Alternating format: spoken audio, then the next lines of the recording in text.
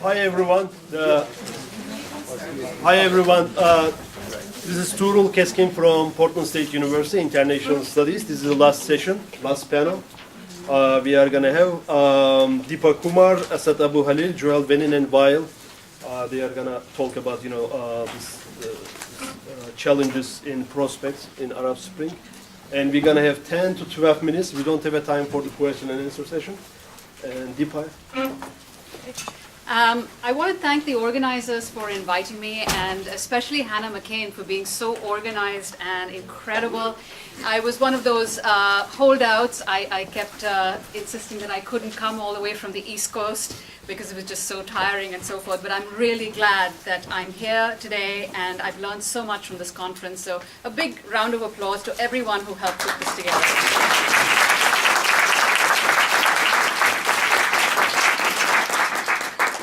Okay, so 2001 really marked the beginning of an era of revolt, in fact, global revolt against neoliberalism and against dictatorships.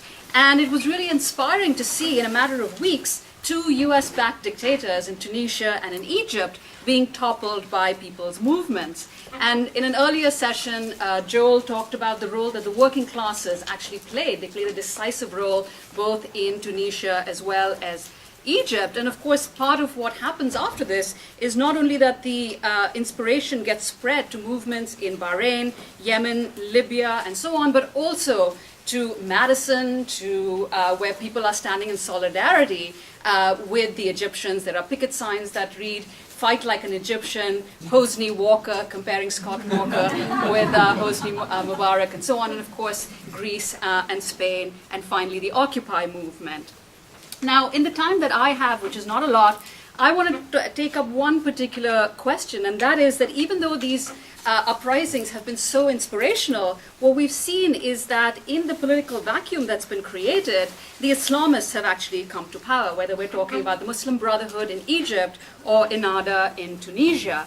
And of course, some commentators have said, what else do you expect? People in Muslim-majority countries, if they get a chance to vote, they're going to vote in the Islamists. And I want to actually push back against this logic and sort of lay out very quickly a historical perspective for why it is that the Islamists have actually been able to capitalize on the political vacuum that has been created in the aftermath of the toppling of dictators. I think the first thing to be said about this question, and this is a mythology that's peddled by Orientalists like Bernard Lewis and Samuel Huntington and so on, is that there's never been a separation of religion and politics in Muslim-majority countries. And I think that's absolutely wrong. If you look at the long historical picture, at least for a millennium, there's been a de facto separation, if you will, between the people who run and have control over the personal and the religious sphere versus those who had control over the political sphere. And so the way some scholars talk about it is there was a division of labor between the men of pen and the men of sword, where the caliphs and the ulama and so on controlled personal life and controlled religion, whereas the emirs and the sultans and so on controlled the political sphere. And of course this was necessary because as Islam spread and as the Muslim empire spread, not from Arabia across to all the way to India, to North Africa and to Spain and so on, it was necessary to have this sort of division of labor. And then of course more recently, about 2 centuries ago, we've seen the introduction of modernist capitalist reforms in Turkey, in Egypt, and so on, which sees the birth of a secular middle class in many ways that actually takes over the functions that the ulama, the religious scholars, used to have earlier. And this is why, in the context of the colonization of the Middle East and North Africa and so on, for the most part, the struggle was really led by secular nationalists. And secular nationalism as such was one of the key ideas that vied for political hegemony in the political sphere. Now the question is, at what moment then do the Islamists actually begin to start to replace, if you will, the hegemony that secular nationalists have? And that's really a phenomenon that only happens in the last 3 decades of the 20th century. And we have to be able to explain why. Well, first and foremost, there is the role that the West, and particularly the US, played in the Middle East and North Africa and elsewhere in terms of bolstering and propping up the parties of political Islam.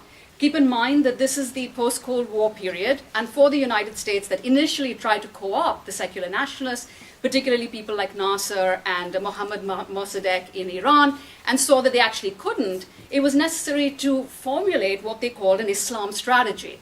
And in fact, you see this in the Eisenhower Doctrine. It's not something that's very well known, but part of the thinking in the policy circles was to create what they called an Islamic pope. They wanted the Saudi king to actually act as a pole of attraction away from the secular nationalist leader of Egypt, Gamal Abdel Nasser. And of course, in addition to using Saudi Arabia to try to Islamize politics in the region, we also see that alliances are formed with the Muslim Brotherhood. Just by way of example, the Muslim Brotherhood of Egypt, that is. Just by way of example, Saeed Ramadan, who is Hassan al-Banna's son, the founder of the Muslim Brotherhood, is invited to the United States in the 1950s. He's a participant at the Princeton conference where these strategies are being formulated. He gets to meet with, I believe it was Eisenhower, and talk to them, and so on and so forth. So there's been a long history of relationship between Islamist organizations and the United States. And of course, the most famous one that everyone knows is funding for the Mujahideen in Afghanistan, where the U.S. Funneled billions of dollars to train these folks. So that's one part of the puzzle, which is that these forces get credibility and legitimacy not only through U.S. support, but also through Saudi money and now Qatari money.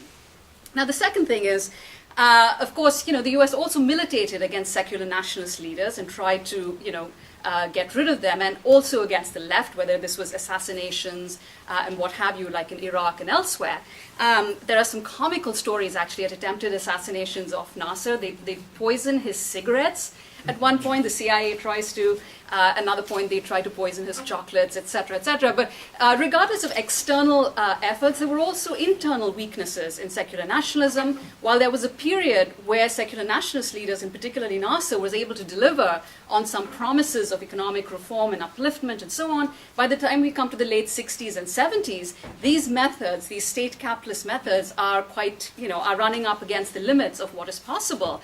And then in the aftermath of the defeat in the 1967 war, the Six-Day War with Israel, both politically and economically, secular nationalism as an ideology begins to come into question.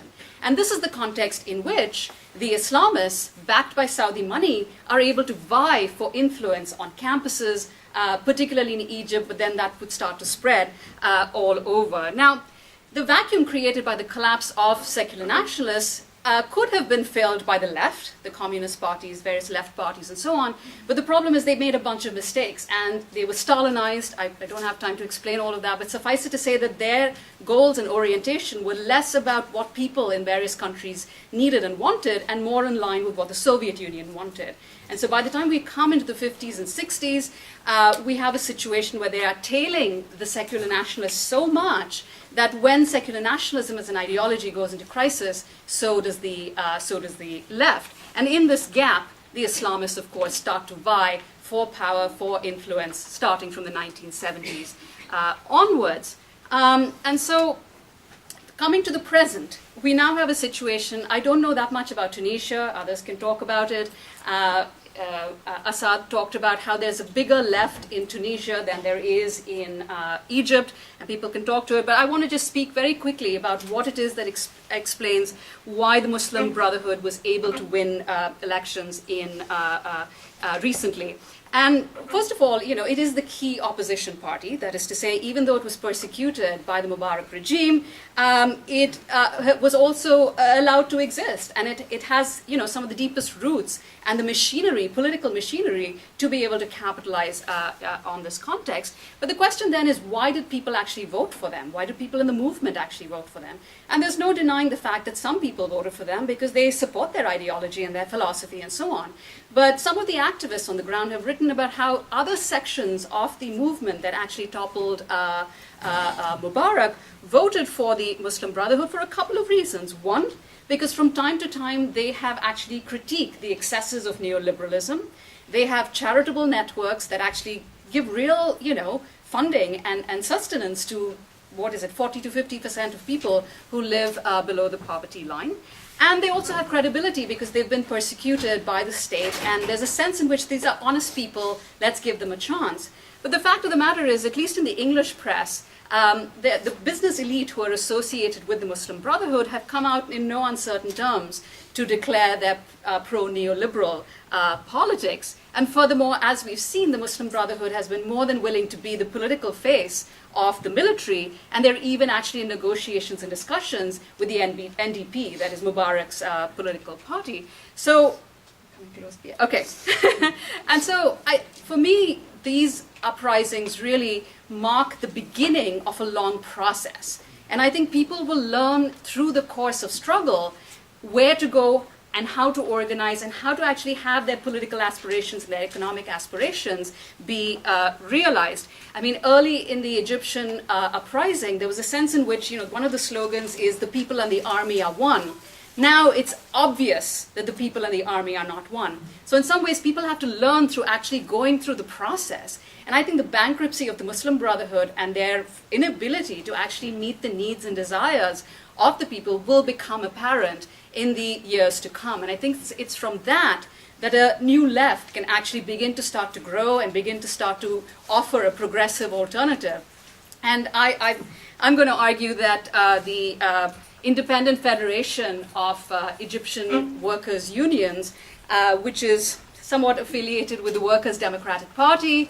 The Workers' Democratic Party, of course, is formed by a bunch of left-wing organizations, but there are some roots within the working class, and that has to deepen, and that has to grow. And it is from these sorts of efforts that a left politics, a secular left politics, independent of the mainstream parties, can be formed. And it's from there, I think, that the hope, the aspirations, and the reasons why people stood up in the spring of 2011, it's from there that those can be realized. So I'll just stop there.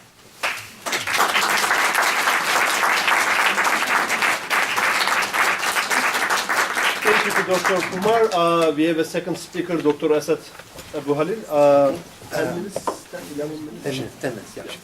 Well, I mean, I think that I only have time to make very few points. Some of you heard me earlier about my views on the so-called Arab Spring.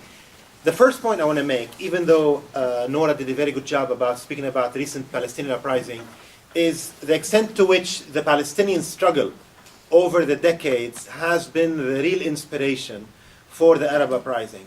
I give credit to the Tunisian president, even though I have not been pleased with his positions ever since he ran for president and made alliances with the Nahda in Tunisia. But he was recently in Libya and was asked in an interview with a Libyan newspaper how he feels, because the perception in the Arab world is that Tunisia inspired the entire Arab world with these uprisings. And he modestly conceded that the real inspiration came not from Tunisia, but from the Palestinian people. I think the first example of the uprisings of which we speak today is the 1936-1939 uprising. And many of the lessons from that revolt or uprising, by the way, there's a very interesting, good study that is done on that by Ghassan Kanafani, which is translated by students from Rutgers University and put online. And basically, I mean, there are two phases of that uprising. And the first phase, from 1936 until 1937, and there was so much pressure put by Saudi Arabia and by Arab governments, client of the British at the time, for the Palestinians to suspend their uprising in order to give a chance to the British to give an acceptable solution to the Palestinians.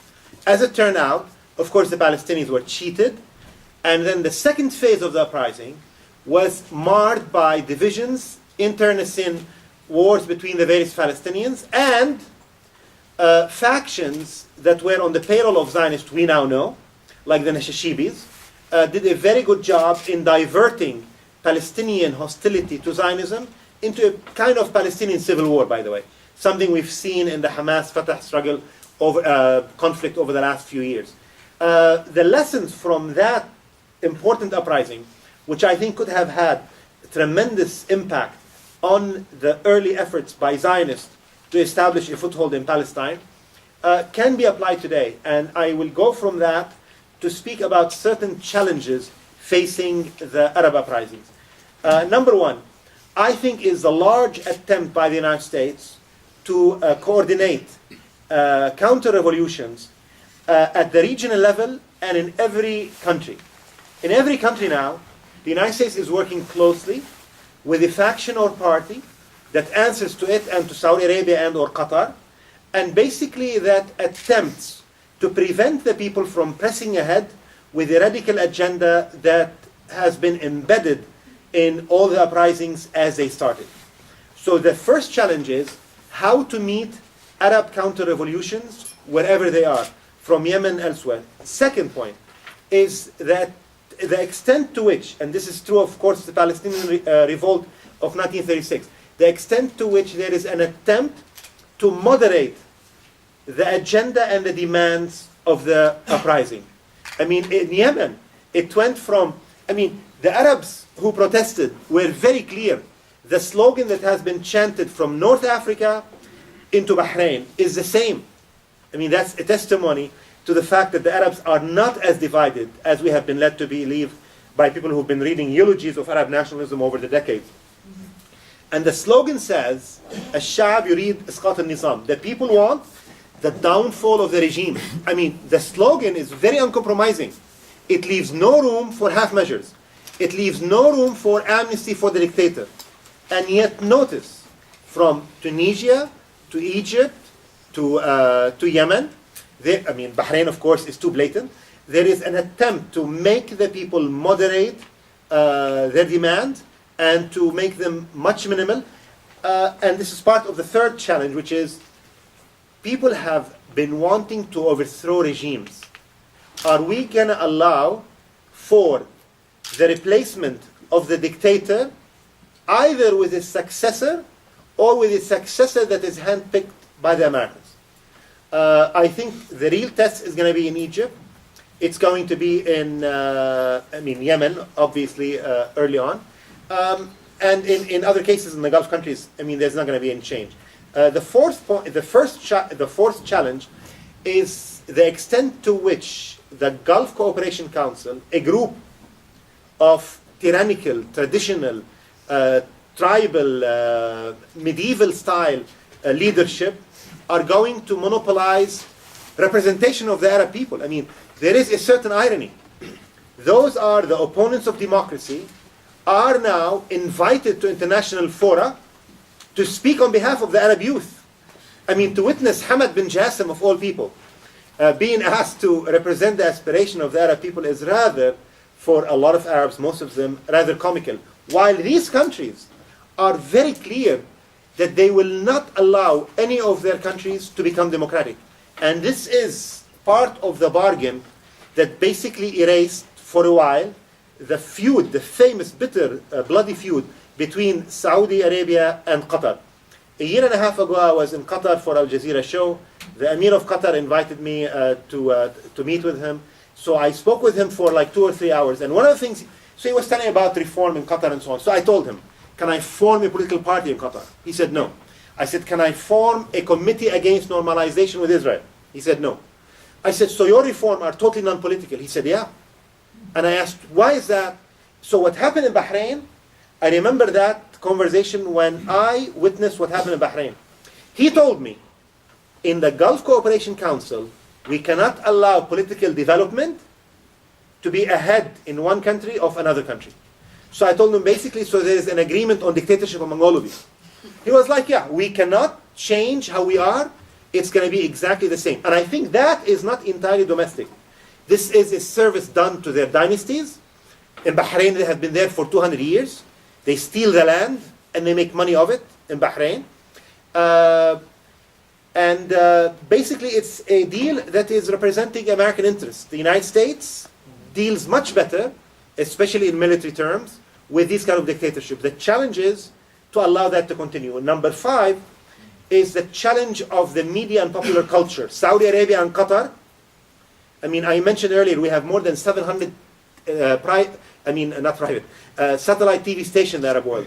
More than 80% of them, maybe 90% of them, are owned by Saudi royal family and their business or relative affiliates. Some are for Qatar. The rest of them are for like billionaires in Egypt and Lebanon and places like that. These are the people who run the popular culture. The challenge is how to penetrate through the media. In Egypt, it hasn't been easy. There were early attempts. They have been all stifled by the business elite. Al-Masri al-Yawm early on started as an independent newspaper under Mubarak. It landed in the laps of a billionaire. The same thing with Shuruk.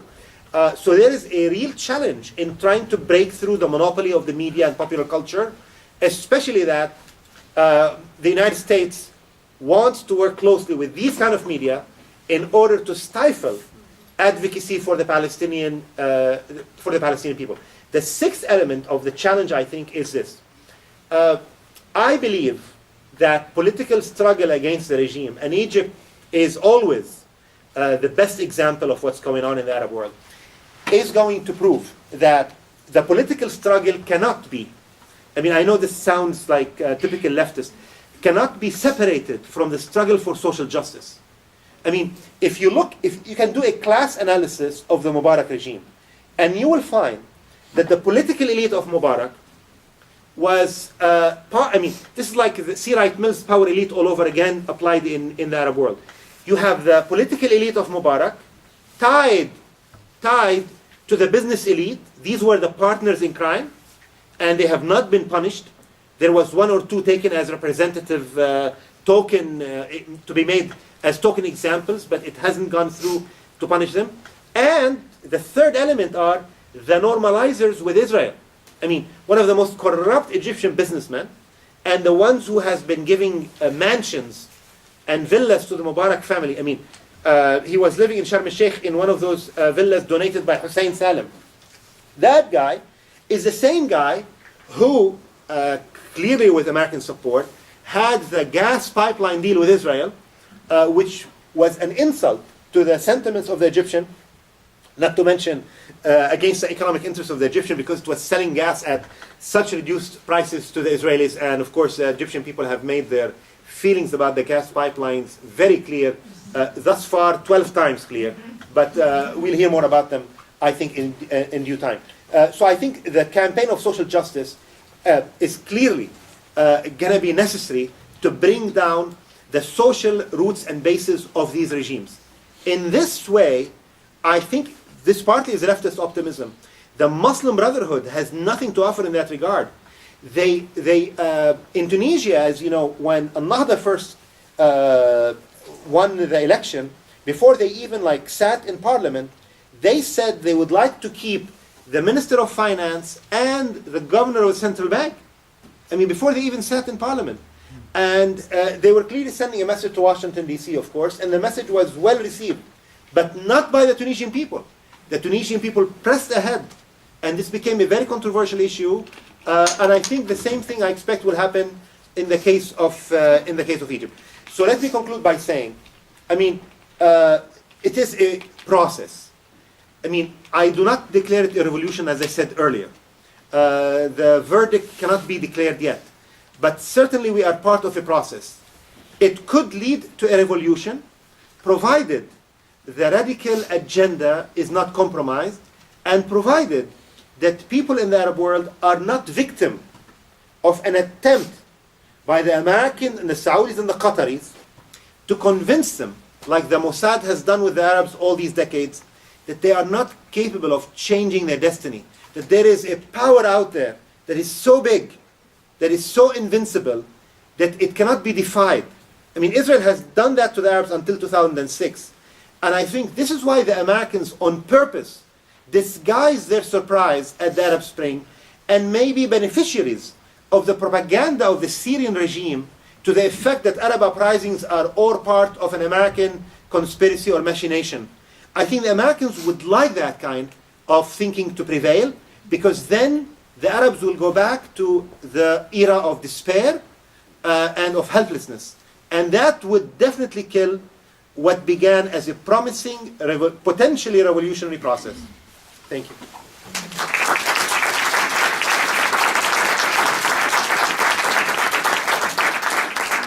Thank you, Dr. Abu Khalil. And third speaker, Dr. Beinin, Joel Beinin. I'm going to stand because my voice is weak. And because I'm a historian, I'm going to begin a little further back. Between 1967 and 1973, two things happened which didn't look like they were connected, but which became connected in the Arab uprisings of 2011. On the one hand, the expansion of global capitalism from the end of World War II, during which Europe was rebuilt, standard of living increased steadily in the United States, and generally speaking, capitalism seemed to be working fine, ended. And it ended because of the cost of the Vietnam War and the effort to try to keep expanding social programs in the United States. Since that period, the global capitalist system which the United States leads has been in constant crisis. There was the high-tech crash of 2000, there was the financial crash of 2008, there was the 10 years of stagflation between the late 1970s and the late 1980s. Little mini crises or bigger crises. Fixes, the main fix that has been tried since the Reagan-Thatcher era is neoliberalism, a hardline vulture capitalist system with no social safety net and so on, but it hasn't worked. But we are still in a system which is in crisis, not only locally but globally. In the Middle East, 1967 marked a crisis for radical Arab nationalism, Nasserism, Baathism, Arab socialism. Not that it was the end of the feelings that Arabs had that they are more than just Tunisians or Egyptians or what have you, but the economic project of Arab socialism was shown to be a failure in confronting the most important enemy that it faced, which was the State of Israel. And these two things have coexisted in the Middle East for quite a while. The United States trying to rebuild the Arab world in the framework of neoliberalism, beginning in 1974 with Egypt, Anwar Sadat's open door policy, Tunisia, Morocco, Jordan, also very strong in this regard. Even Algeria did it to itself first before the IMF did it. There was an effort to suck in the Arab world to this new neoliberal global capitalist model as part of the effort to resolve what was America's economic problem, but also that could be possible because of the failure of the Arab socialist economic model. Therefore, when the uprisings came, there was a sharp debate over what they meant. The slogan, "The people want the end of the regime," is clear in its politics. It isn't so clear in its economics. But there were slogans that were raised which were economically clear. In Egypt, first, bread, freedom, social justice. Not what is social justice exactly, it's not so clear, but they are speaking about the plutocracy that ran the country and made out like bandits for decades. And you had almost immediately the effort in the United States and other Western countries, especially France, to play with these two things. Oh, okay, we realize it was a mistake. We shouldn't have backed the dictators, Mubarak and Ben Ali and all of them. So democracy. And who is the force for democracy? Facebook revolution. All these high-tech people who are actually like us.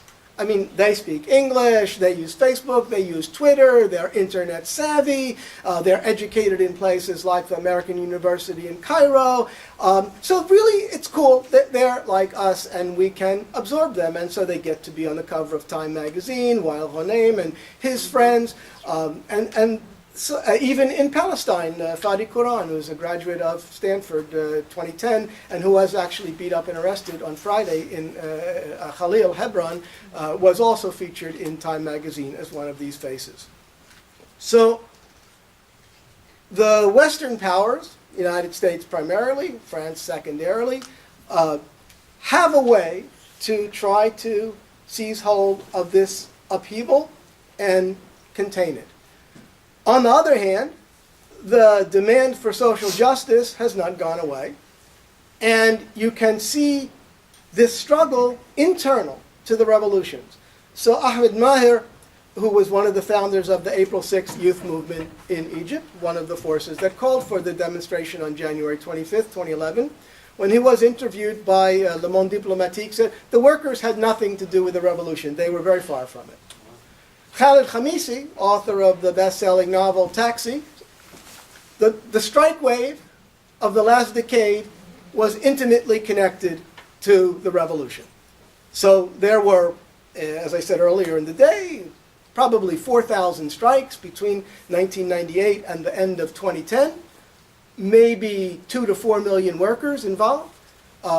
Tunisia, not quite that scale, but there was a huge uprising in 2008 in the Gafsa phosphate basin, the same place where Mohamed Bouazizi immolated himself and set off the Tunisian uprising.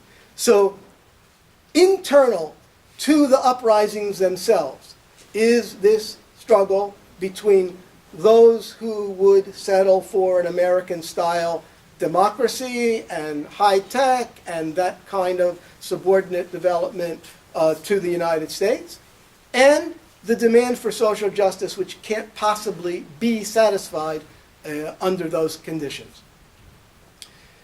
So that's to say that this struggle in all of the countries where it has been raised, so less so in Libya, that wasn't quite what the uprising was about, less so in Yemen, less so in Syria, but certainly in Tunisia, in Morocco, in Egypt, and in Bahrain, this element is present, and in Jordan, this element is present, that tension between what the liberals will settle for and what the larger sector of the people need to be able to survive at a decent level hasn't been resolved. And so I would say we haven't yet, in any of these places, had a revolution, even though in Tunisia, in Egypt, they are talking about the revolution. What has happened is the possibility of a revolution has opened up. So if we look at comparable or even other revolutionary situations, between 1905 in Russia and 1917 was 12 years before the tension over how it was going to go was resolved. Whatever you think about was resolved well, not well, whatever. In the United States, 1776 to 1789, when the Constitution was finally enacted, and you could even really stretch it to 1865 until slavery ended. And we don't even talk about gender in any of those situations yet. So a revolution is a process, and it can take a generation or more for it to develop and work itself out. So we need to be very patient and to have a long-term perspective. Now, it's also not a unidirectional process. So, for example, in Egypt, during the period from January 25th, the first demonstration, until February 11th, 2011, when Hosni Mubarak was ousted, there was beautiful unity between Muslims and Christians, wonderful gender relations. Women participated and fully and were protected, and nobody was harassing them, which, if you know something about what it's like for women to walk around the streets of Cairo, is a big change. People cleaned up after the demonstration, so also completely revolutionary act in the context of Cairo. And then, afterwards, you're having the army is doing virginity tests on women and dragging the woman with the blue bra that the picture went around the world, and incitement by the radical Islamists and the army against the Copts, and clashes. And it's not that this is all a dark plot. There are tensions between Muslims and Christians. They were overcome at a certain moment of euphoria, but it takes real work to carry that forward into really changing society. There was a big advance for gender relations in this period, but 18 days doesn't remake a patriarchal system that has been in place for generations and generations. So If we look then at workers, youth, women, people who have a stake in a big change in the country, they're not all united yet. Maybe they could be, maybe they won't be. They are still feeling around for how to come together. This is true in Tunisia, in Morocco, in Egypt, in Jordan. Bahrain a little bit less so. Bahrain, the opposition is rather united. The problem there is that the United States has given the Saudis all these arms with which to go in there and smash them. This is also because the Bahraini opposition has a very long history going back to the 1970s, where you have both communists and Arab nationalists who are fighting, and the current movement has its roots there. So that's also an important lesson, that what blew up in February, March 2011 in Bahrain goes all the way back to before Bahrain was even independent from the British, to the 1970s. So it can take a long time. So I want to conclude then by emphasizing the importance of the long-term historical outlook. If we look back and see the failure of the Arab nationalist economic program, the failure of the global expansionary period, or the crisis of the global expansionary period of capitalism, the failure of the Arab New Left to take advantage of that moment for all sorts of complicated reasons, then this is the moment, as Deepa said, of the Muslim Brothers and the other Islamic forces. It's clear that they had an open way to step in, and they did it. So it's now going to take a certain amount of time for people to learn that they don't represent people's aspirations. Just as in Egypt, it took the better part of the year for maybe 50% of Egyptians to understand that the army doesn't represent their aspirations. There are still lots of Egyptians who haven't been convinced of that yet. So we're going to be facing a contradictory and long-term process going forward whose outcome can't easily be predicted. Thank you.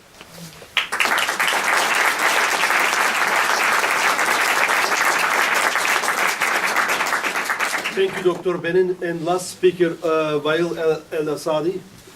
Thank you. I just want to start off first off by thanking all the speakers that came out today. Great presentations all around. I've learned more today than I have in a really long time. I also want to thank all the sponsors that helped make this conference happen, as well as all the people that volunteered their time and helped facilitate this. And real quick, I actually want all the students and Students United for Palestinian Equal Rights to just stand up real quick if they can.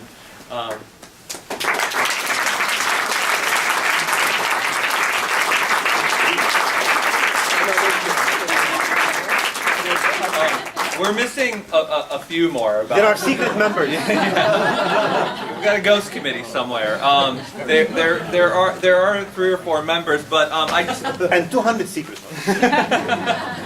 I just want to point out real quick that this conference was put together at the core by this small group of organizers. And I really want to encourage people, students, community members, to actually join Students United for Palestinian Equal Rights and help us to continue to build conferences such as this one. We're with the Boycott, Divestment, and Sanctions Coalition. We are doing a campaign to pressure New Seasons to stop carrying Israeli products. So one thing that I want everybody to do before they leave, if they can today, is in that room there is a where the Haymarket books are. There is a table with a letter that we're sending to New Seasons, asking them to stop carrying Israeli products until they dismantle their system of apartheid and end the oppression of the Palestinian people.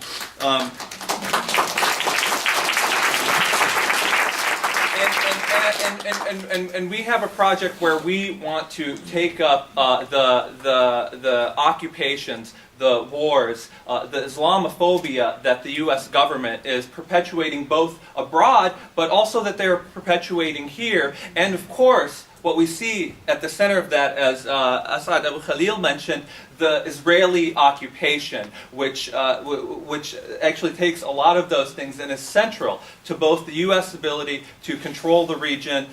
So that is our project, and again, I want to encourage people to help us participate in that. And I want to just talk about a couple things before we end the conference. And as a lot of the panelists here today have mentioned, the people in the Arab world and in North Africa are facing several enemies. One of the enemies, obviously, are the national ruling classes that are bent on carrying out a counter-revolution against their people, stopping these popular uprisings in their tracks and turning back the tide.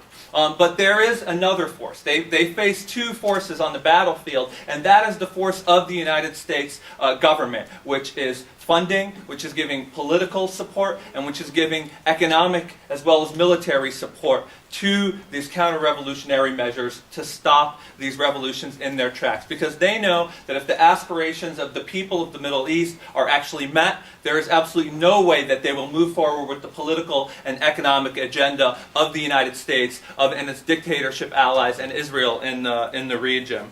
And I think that's where we see a large part for us here, where we actually have to take the lessons that the Middle East, that the Arab Spring have taught us in terms of tactics, in terms of their ability to challenge their rulers and bring them here and actually build a movement in this country that can challenge the U.S. government until they bring home every single weapon, until they bring home every single military base, until they bring home every single dollar and every single soldier back to this country. And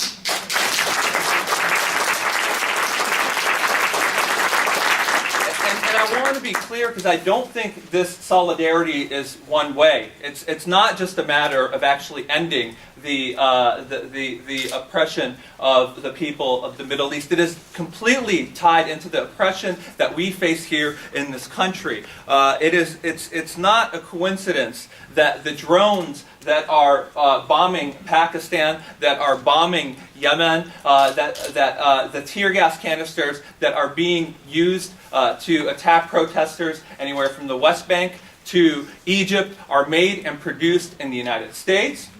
And those exact same weapons we look at, one thing that was in the media that was absolutely crazy is the level of sale by the military in this government to local, just giving local police forces drones and actually militarizing the police force for the repression of our own protest movements here. There was a coordinated attack used on the Occupy movement for simply protesting in parks. And it's along with this military hardware, it is the laws that have been passed. And they have been passed because of the Islamophobic and racist ideology that has allowed the fear of Muslims to be able to pass laws like the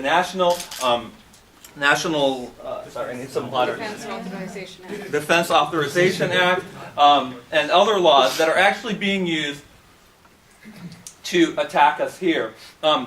There has been a huge there's been a huge increase in the budget of the Homeland Security Department. Obviously, a large part of it has been used to attack the Muslim community, the Arab community here.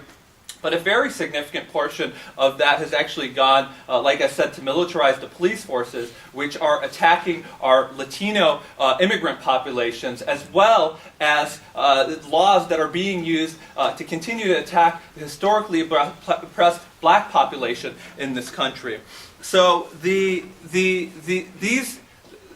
what is happening in the Middle East right now, and our solidarity with the people of the Arab world are absolutely connected to our ability here to fight for our own freedoms. And I think one of the things that we have to do is we've talked about the lack of, to a certain extent, these massive uprisings that have occurred, and the political weakness and organization of the political left in the Arab world to be able to help lead with these help lead the revolutions. We have a similar weakness here, and we are in a situation where our own struggles have just begun. The international economic crisis is not going anywhere anytime soon, and the U.S. ruling class has a plan to take that out on the workers of this country as well. And I think we have to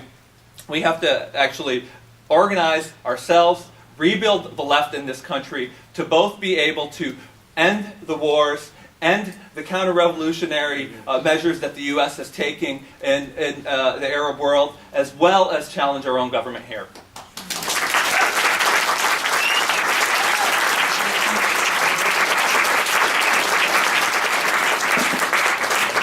Thank you very much for the speakers. I don't think we have a time for the question and answer session, but we have a cultural night and dinner celebration, room 228, 8 to 10 p.m. 8 to 10 p.m. Thank you very much. Thank you very much.